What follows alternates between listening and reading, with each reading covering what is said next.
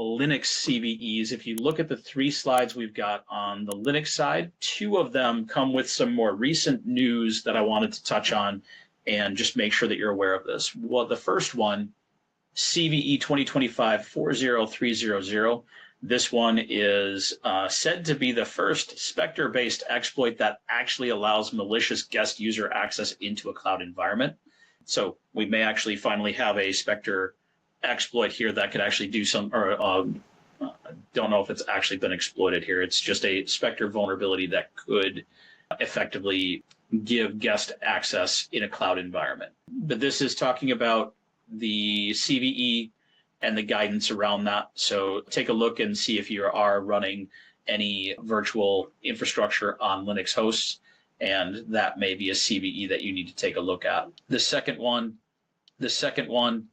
is a vulnerability in Disc Damon that could allow attackers to access privileged user files.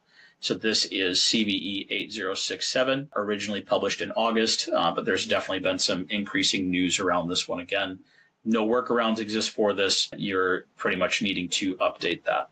So it goes through and talks about the affected products, the type of impact, in this case, local privilege escalation, and talks about the guidance from that. So you may have to go and look at each of your different Linux platforms, depending on that, and see if they've got a patch available for it yet or not. And the last one didn't have any news or anything going on around it yet, but definitely one that our partners over at TuxCare put in there as it's another one to watch, because this one is definitely looking concerning and may be a target. So CVE 2025-4404 is a free IPA vulnerability that's coming up when the system is failing to validate the uniqueness of a KRB canonical name. With that, the threat actor would be able to gain access to sensitive data and potentially do sensitive data exfiltration.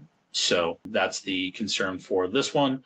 Mitigations, there were no mitigations available for that right now. You'd have to go and update your Red Hat or other systems, depending on where else this flaw is. This one's specifically talking Red Hat, but if you've got the CVE on other platforms, they'll have patches for it as well, or should soon. But you could see here that Red Hat started releasing updates for this one starting in late September through into October.